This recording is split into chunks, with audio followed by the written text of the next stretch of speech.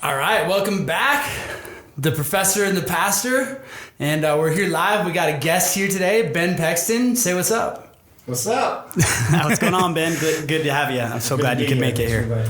Absolutely, man. Yeah, so you got quite a story, and we kind of wanted to hear some of that. So maybe you can kind of give people an idea. You used to, you were in some of my classes, right, and stuff. So in MMA foundations and stuff like that. Did you guys start in foundations together?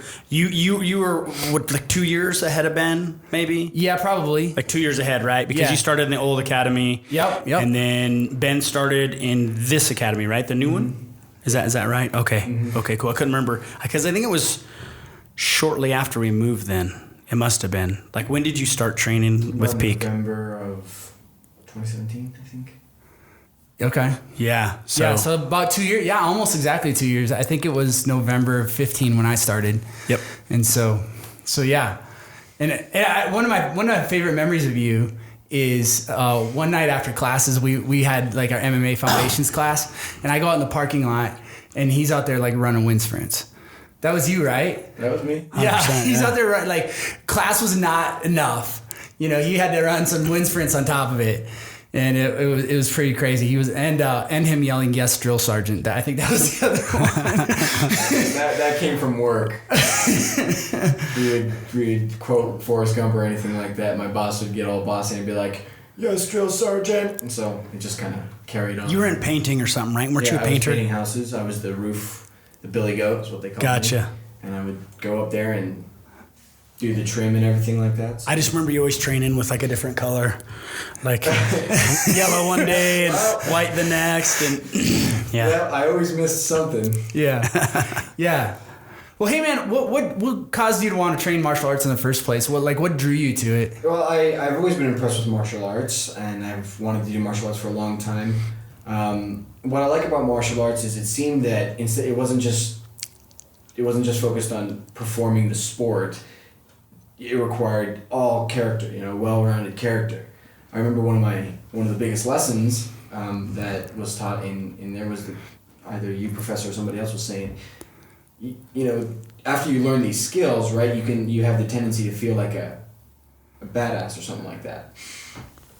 But you always got to be humbled, because if you're not humbled, then you're going to meet the guy who truly is much better than you, and you're going to get yourself whooped, and it's going to be bad, right? Yeah. Like, the only time I've ever heard about humility taught is like in church. So, yeah.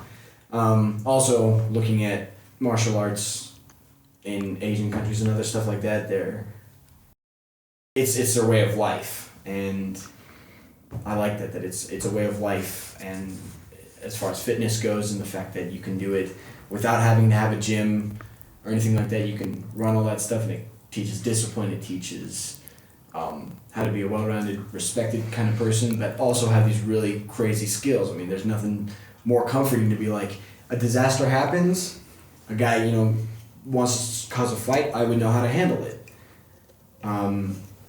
Yeah, you never know, right? Yeah, I mean, especially in today's society, when you have to use something. Yeah. And so all those things that it teaches you how to do, that you can learn from it, that's what I really respect about martial arts. Very cool. Yeah. Very cool. And then today, you guys got to do some sparring, or not some sparring, but like some holding pads, and you're hitting pads for the first time. Well, you said there was one other time. Well, and if you guys don't realize, Ben's actually in a wheelchair. Oh yeah, they might not even be able to see it. They might not even know. Do a circle. Yeah, there you go. There you go. There you go. He's doing wheelies. Yeah. So, but when Ben came to me, it's you weren't in a wheelchair, right? I mean, you came fully able-bodied. Like John said, he was running wind sprints, but not wheeling wind sprints, but he was running wind sprints because he was fully able-bodied. Did you want to talk about maybe how this happened, or how long ago that's been, and kind of the story there? The 3rd of this month means 7 months from now. So this month is the 7th month. Next month on the 3rd will be 8 months from my injury. So that was August. I was out camping with some friends in Deckers, Colorado. One of my favorite places, by the way. Yeah, it's gorgeous out there. And we were at a paid campsite too. Wow. It was specifically chosen out because of the fire pit and everything like that. And this group of friends, I was kind of the newbie of the group, and so they've done this every year, gone to that camp area and done this. So you went back to the same place multiple times, or they did? They did. Gotcha. This is my first time with going camping to a place that they normally go to. Okay. You know, it wasn't the same exact campsite, but they go to Deckers. That campground. Right. They're familiar with it. So we're talking about like car camping kind of stuff, right? Oh yeah, way car camping. There's nothing dangerous at all. So I tease them. I'm like, this isn't real camping. Like, I've been real camping. I've been backpacking where like you literally have what you put in your bag. If you didn't pack it at home, you have to learn to do without. Yeah, right. And if you guys aren't from Colorado, Deckers is a super ultra famous fly fishing destination for probably the whole country, I'd say. And beautiful town. There's probably a creek running close to the campground. I don't know, but I would imagine, right? Just to kind of set the scene. I mean, it's mountain, beautiful, gorgeous. Trees Colorado, all over the place. Trout fishing. Yeah, and they had a tent set up, and we had a little picnic table and a little fire pit. We got there Thursday night. And Thursday night was pretty rainy and wet, and so we just basically went from the car just into the tent, then slept, and then Friday morning, we just had a normal morning. Everyone's just lying around in their hammocks, being lazy. We have an itinerary set up. We were gonna go hiking in a famous mountain, but I can't remember it for the life of me. So my injury and the accident happened Friday night. I'm sitting up in the tent, leaning up against the cot, and there were two other guys in the tent with me. One guy was sitting in the cot above me, and then another guy was just somewhere in the tent there. Everyone else was using the bathroom. There's about 6 or 7 of us up there total. In this one tent or in multiple tents? In one group big tent. Gotcha. So the rest of the group was all up using the bathroom, right? And since there's no light in there, people had to like hold the light for them. Oh, Yeah. nice. And some people are chickens, so then they're like, "Will you come with me to go to the bathroom?" Oh, wow. So there's 3 of us in the tent just talking about whatever, and an aspen tree falls on me, an 80-foot, about a foot long in diameter aspen tree falls on me vertically and fractures my T8 and my L1 vertebra. Wow. So those are roughly about, I don't know, Kind of belly button height. Belly button range, lower rib area, and most of this I don't even remember. Okay, I was just gonna ask if you remembered this, or you kind of have had the story told to you. No memory at all. I mean, I wasn't unconscious, even though I had a slight head injury too. I wasn't unconscious, but I have no memory of it. Later, after the surgery and everything, people had to tell me what happened, and I got it from their experience. Right. So it was literally like the guy who was sitting up at the cot above me. He's my cousin. He got hit in the shoulder. Same tree. Oh, really? Same tree. Okay. Tree. So his knee was literally like right here up against my right shoulder. And somehow it must have hit at like an angle or something like that, because I got hit a lot on the left side of my left side of my head. Okay. Right, there was a contusion there, and there's shearing on this side, meaning the brain hit the skull and kind of slid. Right. So it could have been much worse, but the brain injury is by far the best part. It's just a good excuse now. Now, do you forget? Why do that? Your mom tells you to do something and you don't do it, and you're like, brain injury. Brain injury, TBI. She's like, you wish you had a TBI. And and that tree coming down too, because I've heard this story probably at least bits and pieces of it a couple times, and you know, so kind of when I first pictured it, you know, because you were like way up in the mountains, and you know, like a burn area where there's no other campers, and like there's these old like haunted house looking, you know, dead trees just lining. I mean, this is what I'm picturing in my brain, right? Well, and then as I get to hear more and more of the story, it's like you were in a place where anyone would be, where any normal person in Colorado would be camping, and it should have been taken care of. It'd been exactly. dead for 5 years. Yeah, no way, totally. Really? And but it probably had like branches and stuff coming off of it. No, it was an aspen tree. It was an aspen tree. I don't think they generally have a whole lot of branches. It was a dead aspen tree. Dead. Gotcha. And it wasn't rooted very well. You said that there was a stream up by the campsite, and it was rooted pretty darn close to that stream. Gotcha. So Yeah. the soil is probably pretty loose and. Oh yeah, and there was no roots afterwards. You look at the pictures of it on Facebook and everything. There was no roots from that tree, and we found out later from a woman who works in the Forest Service industry that tree had been dead for over 5 years. Wow. No way. And at a campsite like that, they maintain that kind of stuff. Yeah. Right. Absolutely. So or should have. should have. So Yeah. I just happened to be in the wrong place at the right time, or the right place at the wrong time. Yeah. And there was no wind, no rain Wow. that night. I mean, you can tell if there's wind because you're in a tent. You know, Right. it's really windy, and you can tell it from the tent. But it was a still night. He just keeled over for whatever reason. So my joke is that I say it was an angry squirrel. It's an angry squirrel. So he just thinks, I'm gonna push this tree over the side. What did you do to the squirrel, Ben? I didn't show him my crackers or There's pizza or whatever something, yeah, we had right? there. We had all Oh, sorts of stuff man. up there. So And then so what's the so you got hurt obviously you know you don't remember much of it, you were conscious, so your friends bring you to the hospital, like what happened? So from there, they got me in a stable position. Somehow they knew that was okay because I'm talking about my back all the time. I'm like, my back hurts, please pop my back. And so they put me on my back. And Okay. they didn't leave me alone. And then they left me alone pretty much because they don't know Right. what to do. Yeah. Now, Which is a miracle smart, A and miracle that happened was that we got a 30-minute call to call the ambulance.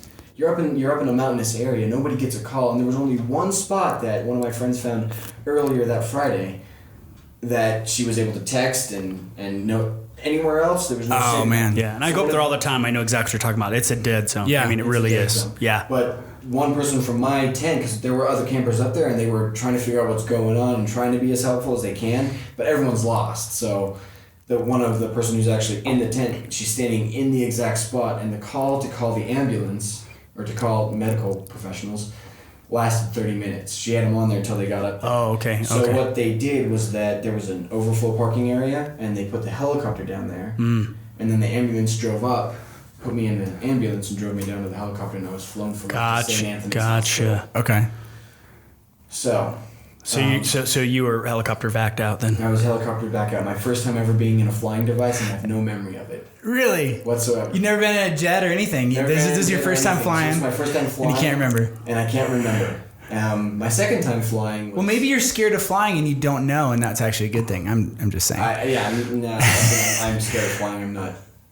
Yeah. No. Okay. I'm scared of when things fall. Somebody There you fall on the table, and I'm like... Yeah. Yeah. So I was flown for life. Parents were informed. And that's a pretty powerful story. That, right? Oh God, I'm sure. And this, and so for reference, what time is this on Friday? Like So, ish. Ish. Tree fell 9:45. Gotcha. So roughly around 10. Okay. I'm probably at the hospital about 10:30 or something like that.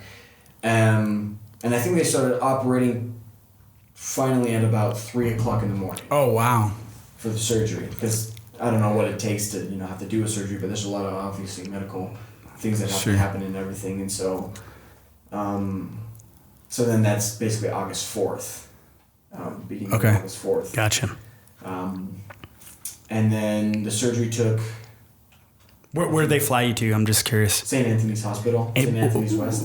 Is that Lakewood? It's right up here. Yeah, Lakewood. Yeah. Yeah. Oh, wow. just Okay. Right by Union. Is it- and- Actually, Is there a reason they went there? I know it's weird details, but Yeah. that's super interesting to me. So Like, because Deckers is far, and that's why I'm asking. This Yeah. is far, yeah. And Yeah. that's, I think, because I don't remember ever saying a darn thing to them, but I think that they saw on my information that I lived in Lakewood. Gotcha. Okay. And- And that's why I was curious. And I think St. Anthony's is one of the only hospitals. I don't know about hospitals down in Deckers, but it's one of the only ones that has a flight for life thing. Gotcha. Right. So you got a good hospital I got a that good just happens to hospital. be I in got a the hospital city you that's live in. That's 2 miles away from my house, and my mom was going to work at the next day. Oh, your mom mom's a works at nurse. St. My mom's a Anthony's? nurse. Your mom's a nurse. My Oh, mom's I didn't even know She's that. a float nurse. And Oh my so gosh! Wow. All she gets is a call. Is like, hey, Ben's been hurt, because everyone's panicking, so we're not, being clear, right? Right. She's like, Ben's been hurt, and he's going to the hospital. So she's thinking, okay, the guy broke his leg because he was being Some knucklehead Yeah, right. thing. Now he's being whatever. driven to the hospital, so she's calling all the hospitals down in Deckers area and all this Yeah. kind of stuff. And then she calls St. Anthony's, right? And she's like, well, he would probably say, oh, go to St. Anthony's because that's where my mom works and that's close to home, right? Gotcha. Oh man. And she gets the call. Intense. Yeah. And it says, she's like, she knows all these people, and so there's that friendship there of like you're familiar and you're gonna start working soon and everything like that. She's like, yeah, is Ben there? She's like, just kind of silent for a minute. He just landed. Oh my gosh! Now she knows flight for life, and this is serious. My mom doesn't cuss, but she says that her response was, shit. Yeah. And so she calls Dad, and they're up, and they're in a moment's notice. I'm not aware of any of this at all. I did my best to try to conjure it up. Yeah, but it's not much there. It's not coming. I guess there's a thing about your brain is like it keeps those traumatic things away from you. Yeah. And so I have all these tubes in me, and I find all these scars on me all the time that are like, where'd this come from? And I ask them, she's like, well, that comes from this thing, and that helped you stay alive in this way. And then I have a scar here where they put something in to help me help clotting and stuff not go to my heart. Okay. I think that's what it was.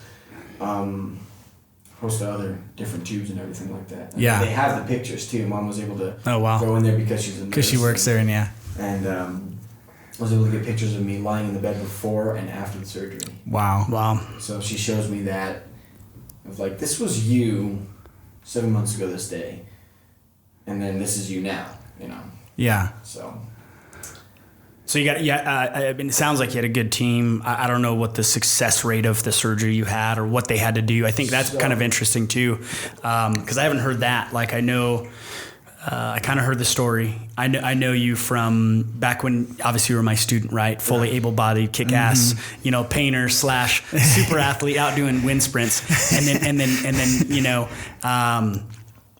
So tell me about the surgery, because I'm just curious. Like, So I what have is two success? rods on my back, one going up on each side. 2 rods, you said? 2 rods. Okay. Yeah, because my vertebra, right? So I fractured my TA and my L1. So if these are my vertebra, like this, what basically happens went boom, like that. Okay. From how my dad and other people describe it. So that's a full, complete injury, and that means that one of them was basically kind of just floating there. I think it was my T8 that was basically just kind of floating there, disconnected from everything and just there. And that's what took out the spinal column? Yeah, both, right there. Both of them. Yeah. Yeah. That whole motion right there. I mean, the classification of my injury, again, is being complete, and that's one step away from a complete severance. Okay. So, complete injury means full loss of feeling and function, versus an incomplete means like half your spinal cord got hit. So, they have stats and everything like that of the odds of being hit. Well, I have 2 of those, basically almost on top of each other. Oh, wow. Of 2 completes. 2 complete injuries. Gotcha. 2 complete at my L1, which is right where the spinal cord ends, and then a complete injury at my T8. Okay. So, again, full loss of feeling and function. And so Dr. Wong and Panoramic Orthopedics put 2 rods on my back. I have 18 screws all up in my back. Basically, the idea is he wants to secure the vertebra. It's called a fusion mass. He secures it 4 vertebra up and 4 vertebra down. Okay. Mm-hmm. Or 4 or 2 or something like that. So, having hardware in my back, and that's so TSA could be a problem if you decide you want to fly somewhere. Yeah, TSA could be a problem. But it's not impossible for paraplegics to fly. Yeah. My second time flying was a thing that at Craig Hospital, they have a recreation program, and we went down to Centennial Airport, and I got to be in a little 4-man plane. Like a little Cessna or something? Yeah. Oh, that's cool. And I got to fly it. Super cool. So my second time flying, but first time conscious. You remember it? I remember it very well. And you were in control. And I was in control. Nice. And it wasn't like control and then all of a sudden, dive bombing. But yeah, it was cool. You survived it. So he did a good job. I mean, is that a tough surgery, or is that kind of like what you would expect to come out of the surgery, or was there like a big deal, like maybe he's not going to make it, or maybe it could go really? I don't think there was anything like he wasn't going to make it. Gotcha. And a lot of things that were helpful, which again, thanks to you and you. I was pretty healthy. I was very, very healthy and very fit. So he's dealing with a back that has strong muscle around it. Gotcha.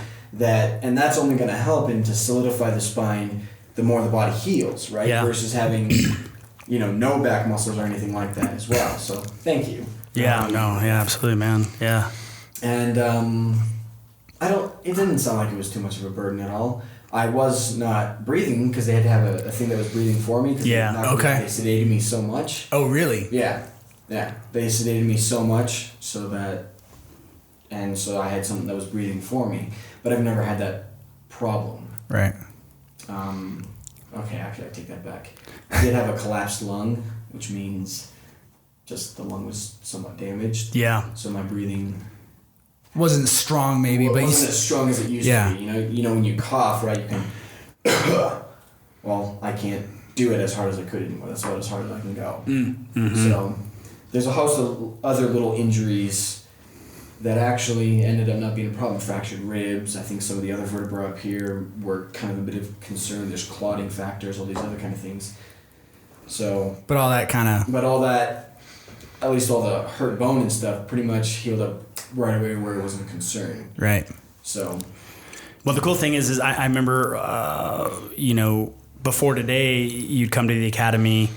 Kind of when you got released, you still had your back brace on and stuff like that, and I was just surprised in how cognitive you were and how such good spirits and stuff like that as well. But also too, I know you do have some brain trauma, but I mean you seem super lucid.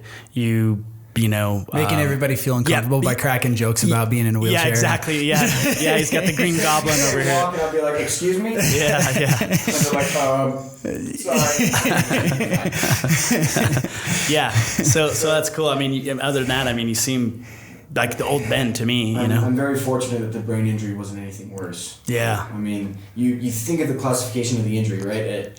A tree falls on you. Right. Would anyone ever think, oh, that's only going to fracture your T8 and your L1? Right. Right? Gotcha. Especially when I'm sitting up. Now, I must have been sitting a different way, obviously. Otherwise, that would have been a full different thing. And then throughout my rehab and everything, they've been looking at my brain and saying, okay, do you notice anything different? Asking my friends, do you guys see anything interesting, yeah. different? Right. The way that I think, the way I process stuff. Things that were affected were speed of processing, so like how fast you can do stuff, and some memory stuff. Mm-hmm.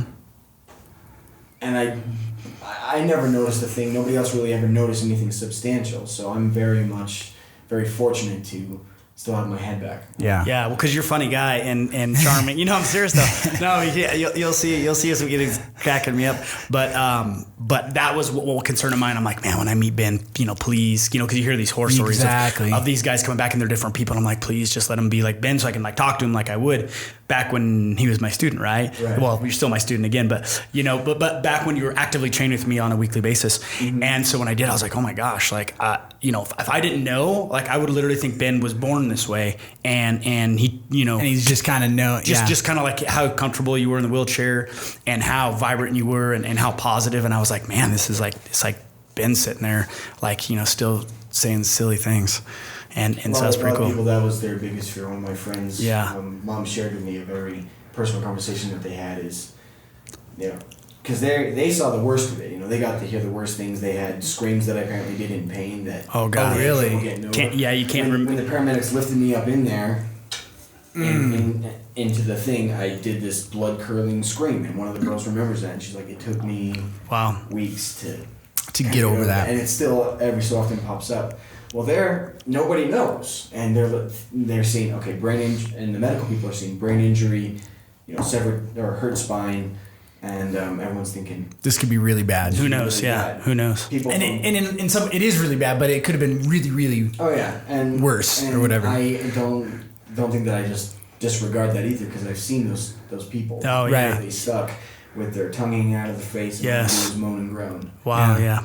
So now you see yourself in some ways at least as fortunate. It's still hard though to see that and think, why would I be spared that? Yeah. Yeah. Well, and maybe that's, talk about your journey too, because to go from an able-bodied young guy who's doing martial arts and, going to learn, is learning Muay Thai and Jiu-Jitsu and running wind sprints in the parking lot and all, all the stuff. And I don't know what other stuff you did outside of martial arts, but you were a fit guy when you came. It wasn't like you were way out of shape. So you're an athletic guy.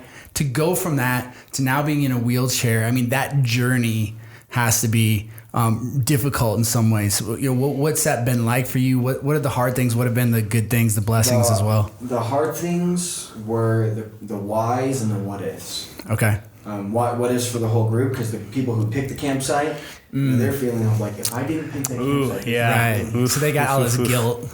They got this guilt, but again, this is nobody's fault. Nobody could predict this. Right.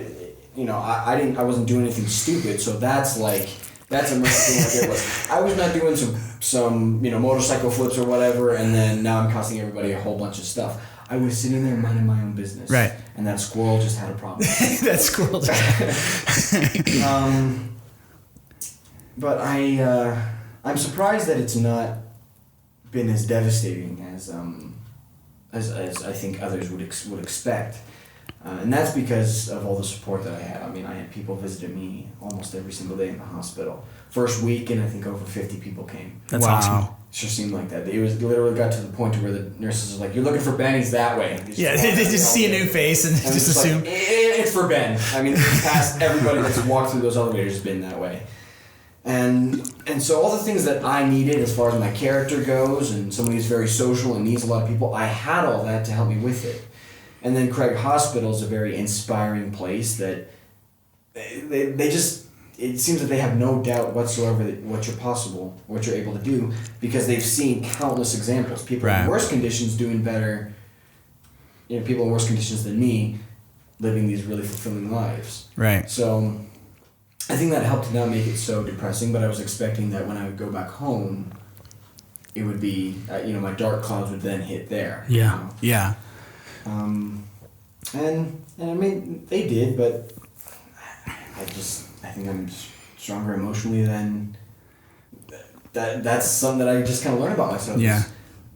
My mom asked me the other day, because it hurts for her, right? Of course. Oh my gosh, yeah. She talks about physical pain watching her son struggle, and then she has her nurse intention and her nurse side of her and her mom's side of her. Right. And so I'm struggling with something. She's immediately wanted to jump in there, but I've been learning to be independent. And so she talked about it's physically pain, and she's cried countless nights. Same thing with my dad. Same thing with all my family and everything like that. She's like, "Have you seriously just cried about it?" And I told her, I don't think so. And is that, and why do you think that is? It's just you just were able to adjust to the new reality pretty quickly, or? I think so. I think the environment definitely helped, because I'm very much a product of my environment. I that's the way I work as an extrovert and everything like that. And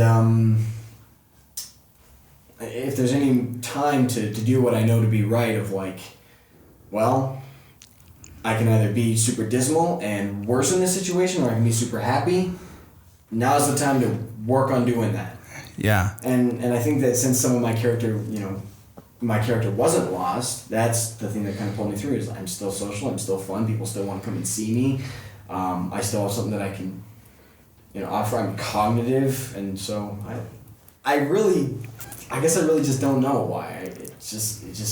I keep on thinking that I don't believe that I would be able to handle this. If you were to tell me that, you get a spinal cord injury, you could totally do that, I would not believe you. Right. And yet here I am, and many people are like, "You're very happy about this." And my impression is that I would not expect you to be this happy. Right.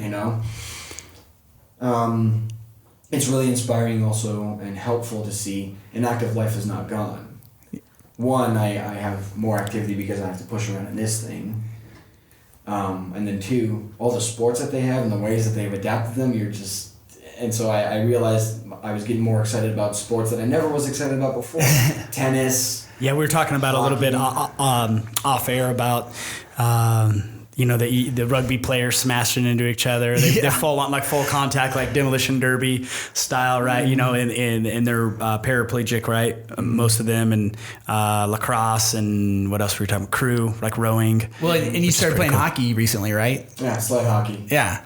So, an active lifestyle is not gone, and that's really great, and that was also pretty inspiring and exciting too.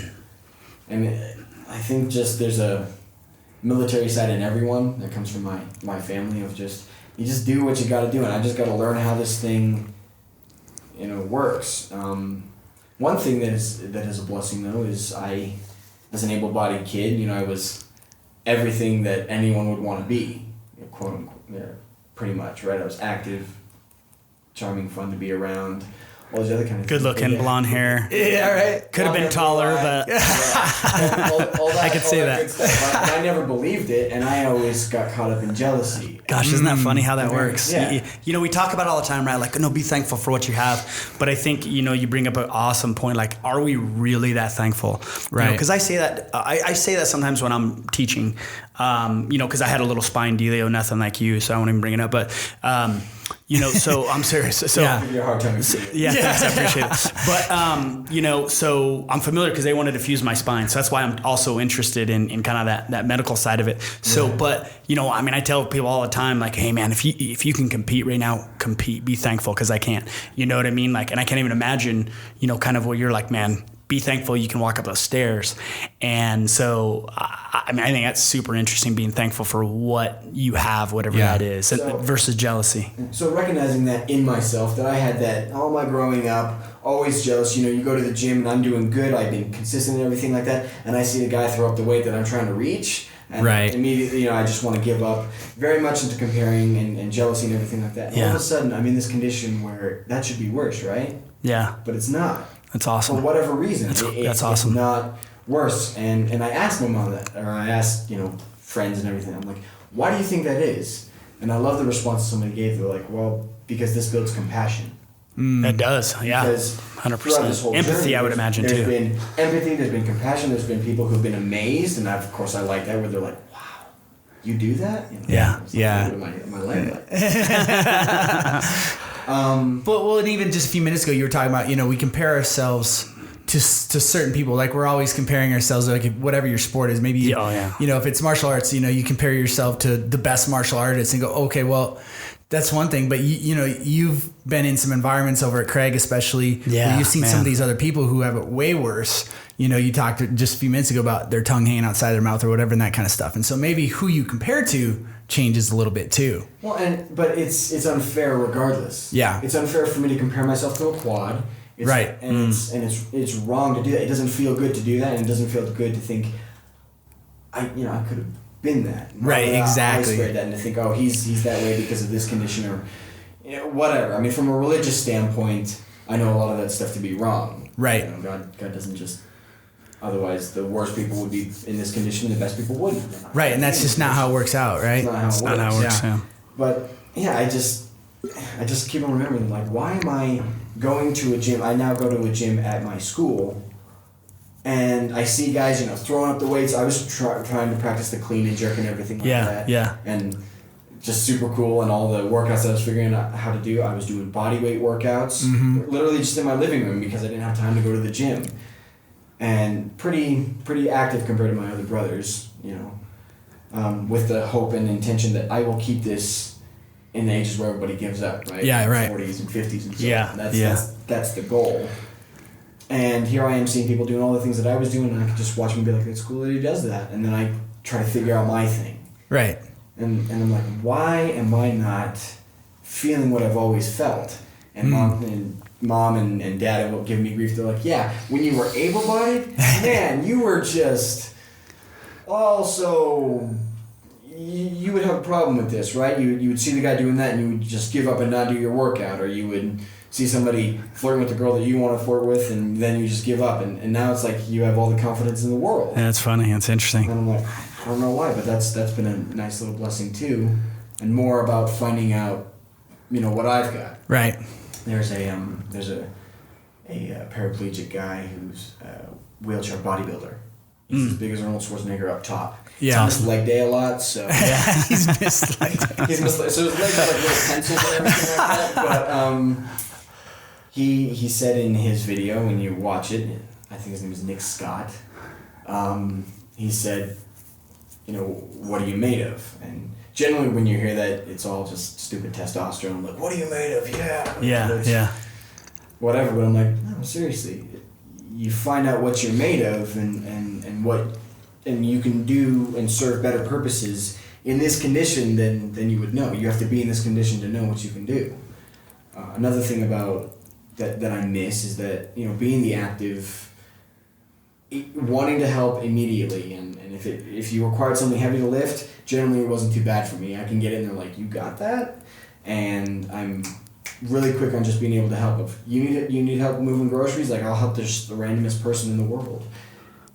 And all that's gone now. And so my whole mindset was, and that was something that was kind of hard, is like, well then what value as far as service goes, as far as helping other people, am I going to give? Because the strongest thing about my service, and the best part that I thought, would stick around pretty much the rest of my life, is gone. And somebody brought up a point in a Sunday school or something about, you're in the best condition that God needs you in. Yeah. And I'm like, what? You're in the best condition. I know it's hard to believe, but you're in the best condition that God needs you in.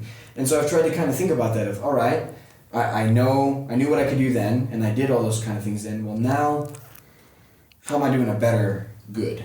Yeah. Right? And then throughout that journey, people have realized, and I've realized that people are like, it's helpful to see somebody like me going through these things with this kind of attitude and everything like that, because then they look at their problems and they're like, I can do this. When I think too, what you said earlier too, that maybe you didn't have the empathy or the sympathy, or you had some jealousy and things like that now you can actually give someone a little bit more or a little bit deeper or whatever. I was the same way. Again, nothing like you, but I was the same way before I had my spine dealio and I had to have spine surgery. Like I was kind of, I don't want to say a dick, but but I didn't have sympathy for people. So let's say we were rolling and someone was tired of sitting out. I'm like, why are you sitting out? Like, let's go. Like, come on, because I was a monster. You know what I mean? Like I didn't care. I was an ultra competitor and athletically talented. And so like if someone, was like, oh, my ankle's hurt, I'm like, so what? Wrap it up. Let's go, son. Yeah. I just had zero empathy for people. And so, when someone would come into me, and that's why I only trained fighters. I literally was the fight coach, and like beginners, like everyone knew like, oh, don't give him the mic. He'll destroy him. Yeah. And I just, but then when I got, when I hurt my back, I was in a wheelchair for 2 months. I don't know if you knew that. And so when that happened, I don't know if I believe that. That's true. No, it's true. It's true. I just never did wheelies because I was just crying and depressed about it. No, I really was though. I didn't leave my house, and I just cried and I was depressed because I thought my whole life was over because martial arts was my life. Physicality was my life. So it's funny the stuff you're talking about. And then they wanted to fuse my spine. And instead of it getting fused, I got a 2-level microdiscectomy, and I was able to train and stuff again. Not at the level I used to, but I can train again. And I had zero sympathy or empathy for people. And now it's funny because I actually do. So when someone's older, maybe because we have a lot of older students, or when someone has something going on to them, I actually have empathy for them now. And I feel like I can give more as a martial arts instructor, as a professor, to everyone versus just like the ultra elite. Because before it was like, oh, you're not ultra elite and you're not ultra elite, and okay, but you've got potential. And and that was kind of my mindset. And it was like a super selfish mindset, a really narrow focused, narrow minded mindset. So when I hear you say that, it's like, oh man, like you can, like you said, like I think you can give a lot more now because you've seen both sides, And I think that's pretty awesome. And I have a lot of stories of people saying, stuff. I just think that they're just being nice, but people say, you're my inspiration. I had a math teacher, and he was my math teacher last semester. He said, you're kind of my new inspiration, because the way you're handling this thing, this was his second time seeing me in this condition. He's like, and you're not a step behind or anything like that. And I'm just like, you're just being nice, right? But I don't know what it truly means to them. And some people have truly confessed their feelings. They're like, I ask my friends, I'm like, so if you got hit, how would you be? And they'd be like, terrible. I wouldn't be like you. I wouldn't. I know, because I was almost there. I mean, they said that of all the people that were up there was, again, 6 or 7 of us up there. Yeah. They're like the strongest emotionally, the strongest physically, and the best spirited person. I mean, all the positive things that make a really powerful individual, and he was the one that got hit by the tree. Yeah. There was my cousin was up there, the guy who got hit in the shoulder. He was off of work for just a little bit, and then ended up going back because he couldn't do any big lifting. Yeah. And everything, and And then I'm super grateful. And I think I'm true when I say this, that if I knew one of those girls was gonna get hit, and I could just be like, hold it, let me switch places with them. I never would have believed that before, but I think a little bit of me started to believe that I would take this for other people and I would take it for them. Wow, that's wild. And so I told them that. I'm like, I'm glad that you're not hit, because knowing the other things that I don't tell people about this condition, and then they would have to go through it. Yeah. And they've seen some of that though, because my friends literally, every single day, even the days where I was just coming off of all the medication and everything, I would be awake for 30 seconds and then go back to sleep. People would be like, Ken from seeing me from like Clara and Aurora, and they're like, hi Ben. I'm like, hi. You know, because they're coming off the meds. Yeah, so right. Like, and everyone has to explain to them like, yeah, he's still going through this. He's not bored of you already or anything like that. Right. So that's been. So I think what I'm hearing you talk about though is just kind of, as I'm trying to synthesize you telling the story, is it seems like you're making a pretty big distinction between what has happened to you physically and the character of who you are, and recognizing that the character of who you are is far more important than what you can do physically. Mm-hmm. Is that fair? Yeah, I wanted to say to you, Professor, as you were talking about that, I think that, we have these problems that happen in life and they help us realize the greater good or the greater something, right? So I think going from a very able-bodied physical, I can help at a moment's notice, some of the other kind of stuff, well, okay, but here's a greater good that you can serve. So that's how I'm being my absolute best in this condition. I'm like, yeah. What do you mean? Yeah. Absolute best in this condition, because I'm giving a greater service. Inspiring people is a great service. Amazing, man. Yeah. It's an amazing service, and helping them realize, you know what? I can be grateful because Ben's grateful. Right. Ben's feeling this way, and my situations are not as bad as his. And I mean, I disregard that stuff all the time. I'm like, yeah, it's just common cliche thinking, like, whatever. Yeah. But it does more good than you think. Well, I told you when you first came in, and it's funny because now that I've spent more time with you, my opinion's still there, but it's changed a little bit. But when you first came back, like I said, and you had your brace on, and I was like, dude, you should be a stand-up comedian. Do you remember what you said to me? Yeah, I think so. Yeah. Same thing that my grandfather said is like, stand-up comedian, like, you mean sit down. Yeah, exactly. Oh, exactly. yeah. but I mean, no, but really, but then too, I think it would be, I mean, I even see like stand-up comedian / like inspirational speaker. I think it'd be, yeah. I mean, it's super inspiring to me. I think it's pretty amazing. You even say that, and I never would have believed that as an able-bodied person. Yeah. And still, it's even hard to believe it now. It's like, I'm not really that inspired. It's awe-inspiring to see the amount of people that helped. I had a poster, about that big, of a church organization, the Institute. Mm-hmm. It's basically seminary for older kids my age. What was the name of it? What was it? It's called Institute. Oh, okay. And all these people, some of them, because we get new people all the time in Institute and everything like that, and they signed that poster and gave it to me. Oh, that's cool. You guys Super cool. Signed the gloves, and that meant a whole Yeah. lot. And people coming and visiting me, they're like, what can I do? I'm like, you've done it all. You've come to see me. Like, I wouldn't have given myself that value. I would have said, I had a whole wall of cards and get well things and thousands of prayers that people were doing. We have holy sanctuaries in my faith called temples, and there's 100. What's your faith, Ben? Church of Jesus Christ of Latter-day Saints. Okay. Most people know them as Mormons. Okay, so you're Mormon. That's That's their official name. Okay. LDS, is it LDS? Yeah. LDS. Yeah. Okay, great. Not LSD. Please don't get 2 different weekends. 2 different weekends. 2 different weekends. Oh, that's funny. I won't remember that. And so, one of our holy sanctuaries is temples, right? And I had my name in about 5 or 6 of those, where they said prayers every single month for people for a whole month. And yeah, again, as an able-bodied person, comparing myself and kind of beating myself up, kind of hard on myself as I naturally am, I wouldn't have given myself that value. If I had the choice, I'd been like, no, he doesn't deserve that many kind of people. And I get that. And so it's just like, be gentle to yourself, man.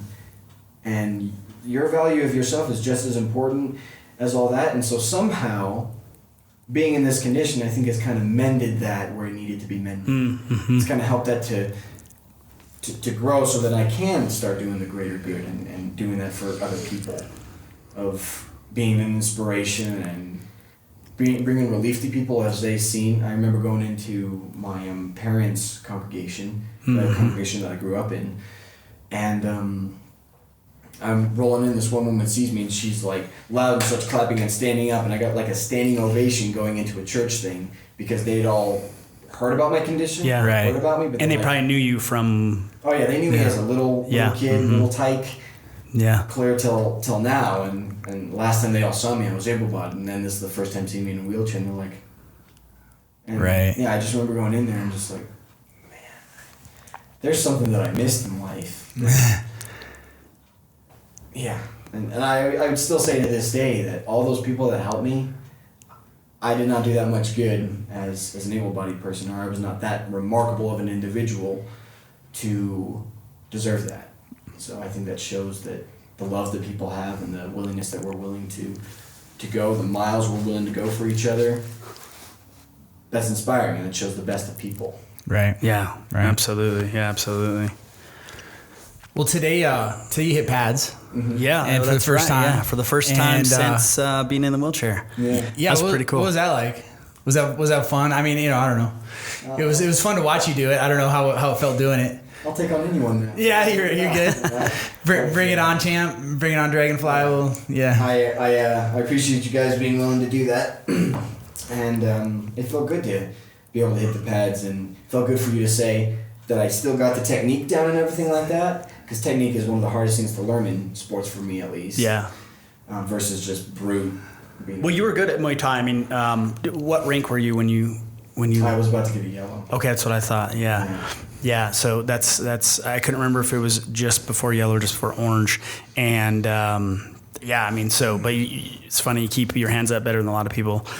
And you know, we talked about too some modifications we're gonna make, because I mean I think we should keep doing it. I'd love to hit mitts like once a week if you're down for it. That'd be sweet. Yeah, just come in and again we did 3 rounds today, so we did like 3-minute rounds.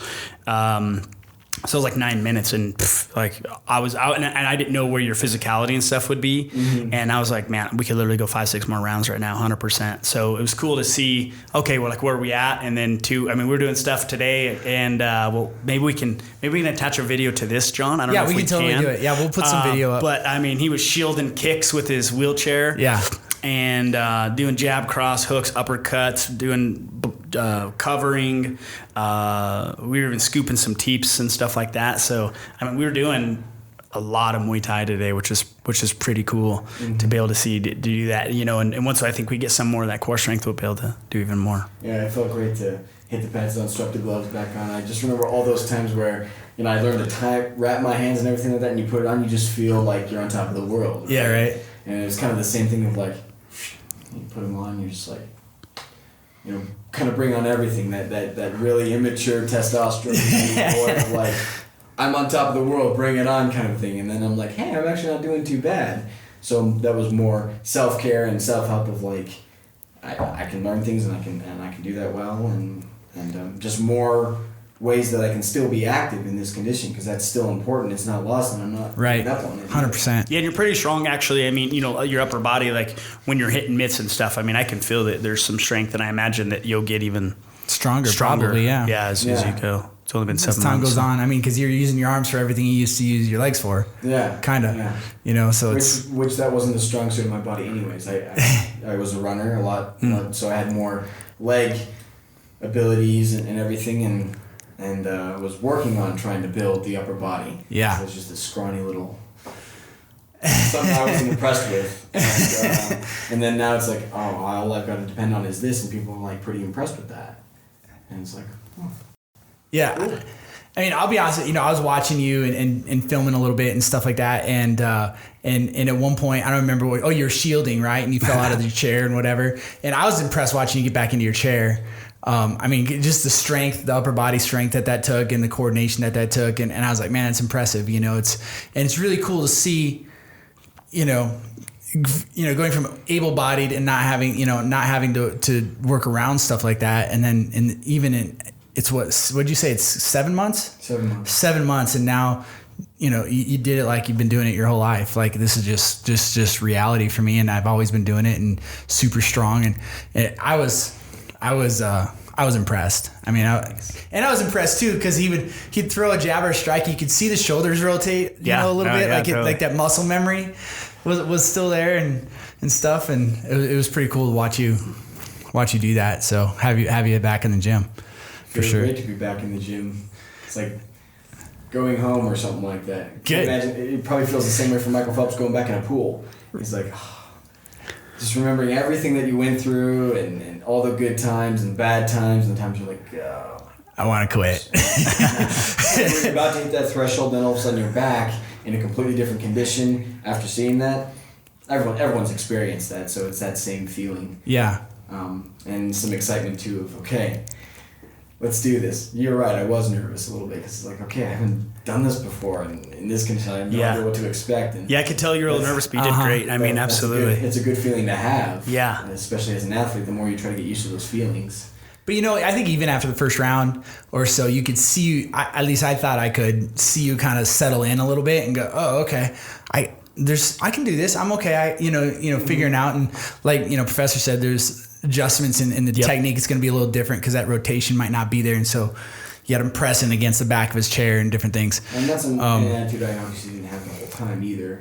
Because, and I mean, if I was this way as able-bodied, I assume other people are kind of this way, is what you expect of how something's going to turn out, you explode it and you make it seem like a bigger deal than normal. You make mountains out of molehills, right? Like when you're sitting in the hospital, or is that kind of what you're talking about? I'm talking about before we're going to go do this. You're right. Oh, before you're going to hit mitts. Yeah, before Gotcha. Mitts. Okay. And so it's like, I had no need to be nervous about this, but I don't know, you just deal with the nerves enough and you deal with realizing, the way I'm expecting it's going to turn out is not going to turn out the way that I think. And so then once you experience, this is what it's going to be like, okay, cool, Yeah. Versus all the questions that always come up before any kind of competition or anything like that. You're like, well, can I do this?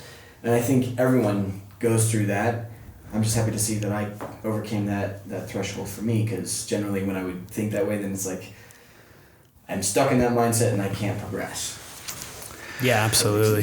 Yeah, absolutely. And I don't know. I'd be interested in what you think about this too, because I still, get nervous. Like I go to a jiu-jitsu tournament, and it's not like I've competed lots and lots and lots, but I've competed enough that you'd think that some of that would dissipate, and I still don't. Like the week before, I'm like, oh my gosh, I'm gonna get smoked. I'm gonna get killed. I'm gonna get destroyed. I'm gonna get armbarred. I'm gonna get choked. I'm gonna whatever. Like all this stuff in my head constantly, and but I go anyways, and I walk out on the mat anyways. And then all of a sudden you kind of settle in and say, oh, I'm okay. I know how to do this. Like it's kind of, and I'm just curious is that the same kind of experience that you had? And do you find that helps you grow in confidence too, as you've gone along in this journey and you've had to, things that you used to do differently, now you've got to figure out new ways to do them and you overcome. It's like, okay, I can do this and I can do more. In a chair, even with like the easiest thing, say about going for a walk, for example. Or a roll, as the case might be. Right. I think you say walk. Nobody thinks twice about really going for a walk unless you have something that's makes it difficult. Right. I have curves that get in the way. I have areas that I can't fit. I can't be seen very well. So many different obstacles, but yet I try to go for a stroll. That's what I call them. They're nice. I like that. Look there you go. Every single day, and so I appreciate that mindset for one. I appreciate that challenge for one thing, because it always keeps me sharp and it keeps me having to think about this and maneuver that, and that's beneficial for all sorts of things in life. Yeah.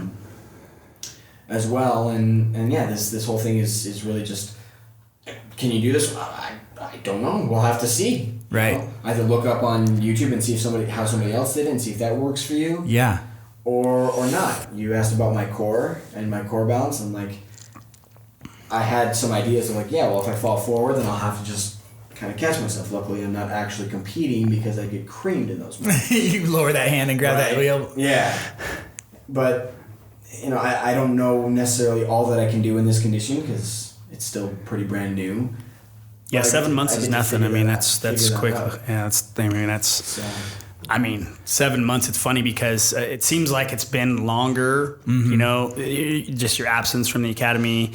And then too, like we talked about, just like how quickly your taking a fish like water to be being right, like in your new condition. And, but that's like a half a year. I mean, it's nothing. It's crazy. Right. So I get to figure things out along the way. Seems kind of like a metaphor for life. Right. All life is just figuring it out. Now I just have to do it, I guess. Did you go to college, Ben, or no? Yes. You did, okay. Well, I don't have any degree, and I'm going to college now too. And that was going to be my next question: is if this has changed some of your physical pursuits, maybe to more academic or intellectual pursuits. No, it hasn't changed my plans. I had plans to go into water quality management as a able-bodied person, and I'm still sticking with that plan because the fact that I had a plan, it's like I'm not going to give up on it. Now I don't know what I can do, and as far as a career goes, I'm going to be stuck on a computer, which I'm just like, gosh darn it, you know. But we'll figure it out, and it'll be okay. Yeah. You know, and so I talked to Accessibility Services and got all the help that I need for school and everything like that. And again, I tell people that too, and they're like, and you're going to school here in Colorado, right? Colorado, Red Rocks Community College. Okay, cool. Yeah, they own the amphitheater that everyone comes to visit. Oh, do they own that? I didn't know they owned it. I had no idea there was any connection. Okay, well, I don't know if they own it. Oh, okay, all right. We're all like, what? We are not liable for anything that Ben says on the show. Right. I always thought that. I guess I'll have to ask them, like, do we own the amphitheater? That's funny. That'd be sweet. If we don't, we need to own it. Yeah, we need to own it. Go ride some stairs, man. So, there you go. And to add more on, like, intellectual stuff versus physical, right? My whole life was mainly perceived. I was a painter. I was doing a lot of martial arts. Yeah. And sports. Now, sports, good thing about that is that it requires a lot of mental. Right. So the better I would have gotten at martial arts, the better I would have had to improve my mind along with that. Absolutely. But I perceive myself as the kind of guy who's very physical, very active, already have a high level of energy, and that's gone or altered substantially. And so I just think, all right, well, I never really thought of myself as a smart guy, like the next, Stephen Hawking or something. I'm referencing just because of the fact that he was handicapped too. It's the first thing that popped in my head. Sure. But it's not, now it's like, okay, here's an area where you need to grow and believe in yourself to do, and there's a lot of good that I can do here. If you were to tell me that as an able-bodied person, I'm like, yeah, you're pretty smart, I'd be like, oh, that was just dumb luck at that moment. Of like, that came across pretty smart. And now it's like, that's all I've got. Right. Well, and I guess, kind of as we get close to wrapping up, as we think about, you kind of answered this, but maybe kind of revisit it a little bit. So you've gone through this traumatic experience. You went from able-bodied to being in a wheelchair and having to kind of figure out what life now holds for you and how you navigate that is different from how you would have navigated it before. But so as you look forward, I know you talked about like going into, what was it? Water something? Water quality management. Water quality management and stuff like that. Are there other things, other pursuits that you're looking forward to, or that as far as the future is concerned? Yeah, there's or as far as school goes, there's another program in a school in Utah, national security. Okay. National security. National security. Okay. I don't know what I would do in that at all. I hope to just pursue that course and then find what I'm going to do. That's my whole pursuit. And since I'm somebody that wants something KA, I was like, well, that'd be kind of a cool field to go into. Do you like guns? Oh yeah, I like guns. And let's go shooting. Yeah, let's go. Yeah, I'm a gunophobe, 100%. Yeah, man. Not a phobe, excuse me. Gunophile, what do you call it? Gunophile. I like guns, let's put it that way. Yeah, not a gunophobe, they have gunophile. that as an Olympic sport too. You can go shooting, biathlons, you go skiing and then you go shooting as well. Yeah. They have archery. That was another sport that I was thinking of pursuing as well. So, and I grew up with that kind of stuff. My wife does horse archery. Archery?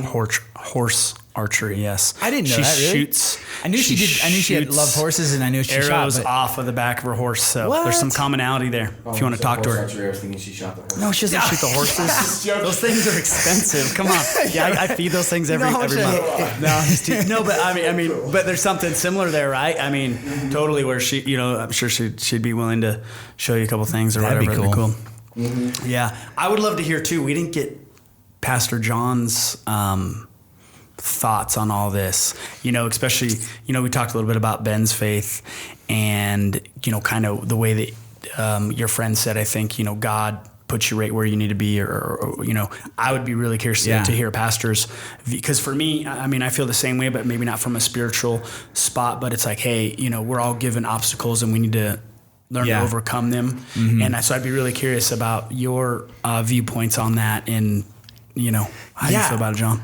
You know, it's interesting, you know, John Jones, right? You know, martial artist. He has, I don't know if you ever noticed this, on his right shoulder, he has a tattoo. You guys either know what it says? He talks a lot about faith, but I don't. He does. There's which I'm not sure. There's some confusion. We can talk there. about that later, but there's some. That's another podcast, maybe, or something for sure. But he has Philippians 4:13 on his chest, which a lot of athletes love that verse, because it says, you know, I can do all things through Christ who strengthens me, right? That's the verse.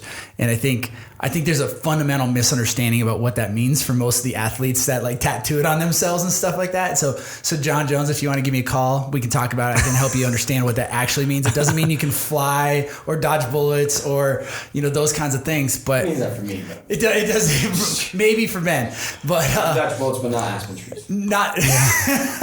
You just got to see him coming. Got to see him coming, bro. Oh man. Oh gosh. That was good. That was good. Sorry. No, that was awesome. I thought it was hilarious. I mean, it was hilarious when you said it. If I would have said it, then it would have been rude. But anyways, I would have laughed. You would have laughed. But what Paul's talking about, you know, the Apostle Paul wrote that book, and what he's talking about in that chapter is he's talking about he's learned to be content in all situations. And that, so when he says I can do all things through Christ who strengthens me, that's what he's talking about. He's saying, you know, for him, he's saying, look, I've been thrown in prison, I've been beaten, I've been, you know, all these kinds of things for proclaiming Christ. And in the midst of all of that, I've learned to be content with the situation I'm in. And I think that's really hard for a lot of people to understand, but you've lived that in a very physical way, where now there were some things that you could do before. And although you've got a whole new set of challenges, and I mean challenges in a positive sense, you know, like new things to new adventures to engage in. And you've got that, but there's this sense, I think, that whether our issue is physical or psychological or whatever, there's a sense in which I think learning how to be content with what you have and learning how to have meaning and purpose in that context is super important. I think that's exactly what Paul's talking about there. And you know, he says, in Christ, I'm content.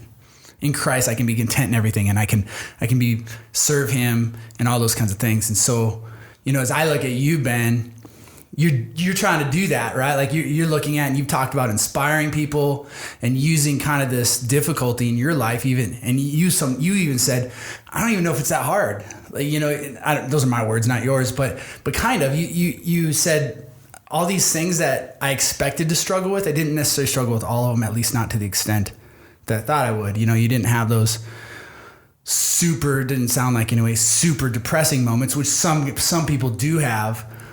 And I think that says a lot about your character and your ability to find contentment in the situation you're in, and going, man, whatever it is, you know, maybe it's just relationally you've had struggles and you don't have what you think other people have, what you think other people have. You talk about comparing. The grass is always greener. Yeah, the grass is always greener. And I'll just add more on to it too. Again, I had countless amounts of prayers for me. Yeah. And so in this kind of condition, a lot of people abandon God, and they're like, you know what, why would you let this happen? Yeah, I've had those countless times too. Absolutely. And I've had those conversations like, okay, so I'm this way, and you want me to be this way? What are you're not doing this right here, man. Well, like you said too, right? So you know, the tree should have fallen on the bad person, right? That's what people would on the rapist, on the murderer, on the child molester, whatever it is, right? I mean, that's who it should have. Should have fallen on. As we know, that's not how it goes, right? Yeah. And so, but I just remember talking to, asking for spiritual help. All the people that I can ask. It was nice that a lot of them go to church and have lived it for a long time, so they can help me think these things through when I'm not thinking clearly. And my mom says from one of my church leaders who, you know, they get older and older, and they've had some hardships in his life too. He goes from, you know, a common football player to then has a lot of physical problems as well, but he has a famous phrase, and his name is Joseph B. Worthwin. He says, I believe in Christ, so come what may. Right. And I realize how hard that mindset is. Come what may. I mean, I'm paraplegic, but who's to say that in the future something's not going to happen that I'm now going to be a quadriplegic? I know Right. a girl, she was helpful, and it was, her name is Kayla. This is someone from the hospital or something that you this met? is somebody I don't even know. I haven't even seen her face. But Gotcha, I just gotcha. called her because a guy said, "Hey, I know this girl. She's really cute. Can I hook you guys up?" And she's in the Is she kids' paraplegic? She's a quadriplegic. Oh, she's a quadriplegic now. Because Is she hot? well, I haven't seen her yet. She hasn't taken a picture either. Man, you got these phones, bro. She's in We'll have her send you a picture at I least. tried. Dang, man. FaceTime or something. Technology. I don't know what just happened here, man. I'm just telling my point. Okay, I'm totally content with being single. Actually, no, that's not true. No, it's not true. Come on. But she said that her journey going through this, she was paraplegic before, but then she had a stroke. Wow. So that brings up a whole new thing. Yeah. She's writing this thing, they're writing like automatic chairs. Wowzers, yeah. And talking about her whole career change and everything Yes, like that. wow. And she said, throughout this whole journey, I've come to know Christ more. Yeah, I'm sure. And as a spiritual guy and a believer in Christ, that's where the big test comes in. It's not a test of justice or a test of mercy. It's not like, oh well, he deserves it because he's been this way and I'm this way. It's more of, I think God's saying, you think I'm joking when I say have faith? Yeah. Yeah. How deep does this test go? Right. And Yeah. so Is it real I never faith? blame him for it, even though this is a freak accident and everyone would say, oh, it's God inspired or whatever. That was kind of a next question I had, sort of. Yeah, It's a good question. I mean, Yeah. I have different opinions in all my life. Parents think a different way, and other friends think a different Yeah. way. Yeah. Nonetheless, and I don't know the right way to really think about this. I just know what I need to do is have better faith in better things, better faith in Christ, that He knows what this is going to be. One of the big things about hope that I forgot to bring up is the fact that we believe that everyone. This is your Utah girlfriend? No, this is my faith in my your hope. belief. Okay. I didn't know if her name was Hope. Her name is Kayla. Kayla, okay. We're setting this thing up. There you go. I'll give you her number. Hey, I'm really good. Talk about awkward. I'm really good at bridging the gap. I can help this out. How does this conversation go? Hey, this is Professor Mike. I already bridged the gap. I've talked to her plenty of times. Okay. So it's just that she's in a different state, and I can't really go there right now. And so you made me forget what I was going to say. It's all right. It's all right. It's cool. It's hope. You're talking about hope. Yeah. And so then we believe that there is something called a resurrection, where our bodies will be brought to its perfect form at some point. Nobody knows when that's going to be. And so that's been talked about a lot. Now, do I want to wait for that? Heck no, because I'm supposed to, I assume that I'm going to be dead by the time that happens. Yeah, there's some I have to be dead. crazy stuff. And then it's like, well, what can we do after we're resurrected? Are sports going to be around, or all those other kind of things? Like, I have to live the rest of my mortal life, get married, have kids, have a career, all in this condition. Right. And so I just think that, God being more merciful than He is a justice or a judge that's a big jerk, because His mercy and justice are perfectly balanced. He's like, well, what I'm offering you is not a joke. And he's going to help me see that, and He's helping me see that. And then all the things that He's, again, going to offer, again, like the resurrection and everything, and we are resurrected because Christ died and He got resurrected, so that everyone else, doesn't matter good, bad, or indifferent, believer or not, you're going to be resurrected. And so it's like, he wants to be a part of my life too in this condition. And it's really humbling to think that, if you use the analogy of like you're in a race and everyone's cheering you on, and I've been in cross-country races before, Yeah. right? You have no greater cheerleader, nobody that's louder, nobody that's more passionate about cheering you on than God is. Because He's not in the sidelines right there, cheering with everybody. He's right along with you. And He won't run out, and He'll make sure you won't run out either. Yeah. But as long as you stick with Him.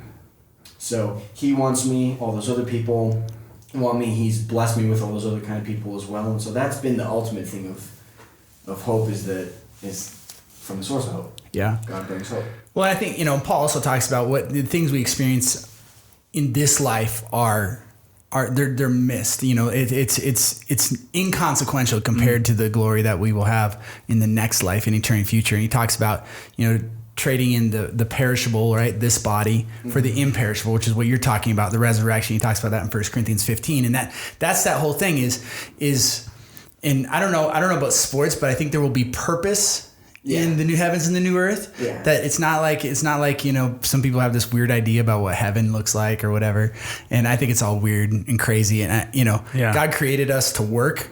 He created us to be productive, and I think we'll have that in eternity future in the new heavens and the new earth. It might look different. It might. We will not want the things of this world. If we will not want the things of this world because the world. What about cybernetics? Would that be a resurrection? Cybernetics? Yes. I mean, it's kind of an interesting thought. You mean I don't like, want to get way off base. You mean like a new an body, arm or whatever? A new body. No, I mean like a new body. I mean, right? Because that could be a resurrection of some sorts, right? I mean, yeah. No, I think what it means for resurrection would mean your. We can talk about that. I mean, it doesn't need to be. I don't want to get too far off. Yeah. But it's an interesting conversation, right? Yeah. Yeah, but anyways, I think there's you ask did God cause this? Did God what's the and the truth of the matter is, did he allow it to happen? Well, clearly he allowed it to happen. Mm-hmm. So did he cause it? No. But that's your philosophy. Well, I think that's difficult, right? Like, did he cause it? And what you have to define some terms. Totally. Yeah. But I think he definitely uses it for good, right? And it talks about that in Romans, where God uses all things for good for those who love him and are called according to his purpose. Romans 8:28, right? And so for those who love him and are called according to his purpose, whatever happens, he'll use it for good. Doesn't mean the thing itself is good. It just means that he'll use that thing for good. Gotcha. And another thing that's hard about it, though, is you try to see the blessings in this, right? When you want something and God doesn't answer, I want to just be able to stand and walk. I've seen people who go from quads, riding those automatic chairs, to then all of a sudden they're standing up and using the little walking machines and all. Oh, yeah. Just like, that's when the real hard jealousy and the real hard pain just kicks in. And you're just like, I'm like, all I want to do is do what he can do. He can only just stand. That's all I want. Can you grant that? And it takes other people, and it took other people to think, well, look at how your condition could have turned out. Yeah, absolutely. We talked about before. And the countless of prayers. And when you think he's not there, hopefully you don't have to wait till the resurrection or the judgment day to finally see. It's like, you think I wasn't there? Look at what I saved you from. Right. Right. So right. It's a nice journey to be able to go through, and the fact that's the most important growth, is the spiritual growth and the growth of my soul, my spirit, my emotions, how I'm going to perceive life, and how I'm going to help my fellow man, my brothers and sisters. Yeah. That's the most important growth, and that's what this trial and the rest in the future are going to have to bring. And so, you want to know what you're made of? That's what Christ is saying. He's like, you want to know what you're made of? Hopefully in the end I will see your faith has made you whole, and your faith is, he will say, well done, thou true and faithful servant. Yeah. Yeah. And cool. Nothing would be greater. That's awesome, man. Well, I think you inspire me. 100%. Yeah. Yeah. And super inspiring, I think, to a lot of people. And, man, it was cool to see you hit mitts today for sure. That was awesome. And I think even just that alone, I mean, you could just take so many different aspects of this, but, to someone that is struggling with whatever, and then to see you hit mitts, that could be inspiring in one sense. And then like in the other sense, like someone that's losing faith or whatever, that could be inspiring in a totally different sense. So, I mean, I think it's awesome. Yeah. So I want to ask you, are your hands okay from hitting the mitts? Oh my gosh. Can't hurt still. Come on. Oh man. You weren't that good, Ben. We got some stuff to work out. We'll get there though. Yeah. We'll get there. That was awesome. It was cool. Yeah. Well, man, thanks for coming. Thanks for being part of the professor and the pastor. And, our hope obviously is not just that you inspire us, but that you inspire tons of other people. So, so thanks for coming. And man, I look forward to seeing you back in the gym, hitting mitts once in a while and getting in there and even if it's not that, if it's something else, and just seeing what you're going to do. So totally. And if guys want to reach out to us or reach out to Ben, do you have a way that people, do you have anything that you're doing like an Instagram or a Facebook or anything, like follow Ben? I have a Facebook. Okay. It's just Ben Pexton. Have you gotten any followers or anything yet? Like, have you gotten, do you know what I'm saying? Do you have people, are you famous enough yet? How much do I have to pay you for this gig? No. Are people starting to follow you? Or, like getting inspiration through you? I don't post a whole lot on Facebook. The only thing that people really do is my my medical GoFundMe. Yeah. Okay. Okay. So what's that? Can you hit that for these guys? Yeah. So Ben's medical updates or Ben's medical GoFundMe. The goal that we're trying to reach is $12,000. We're at about 11. Okay. So that we can pay for some medical bills. So that's mainly through Jenny Fitzgerald. That's my sister, and my good friends Becca, Nicole, and Sketch. Sketch. His real name is Aaron, but he has a really amazing drawing ability. Nice. And he's kind of a sketchy person. Yeah, I was gonna say he's in Lakewood, so. So no, he's actually in Highlands Ranch. Okay, there you go. So that's even better than his name's Sketch. That's even more sketchy. Becca Swanevelt. Don't ask me how to spell that because I would fail and I don't want to sound stupid right now. She's the one that also does that as well. So I'll figure out how to put that on my Facebook page. Okay.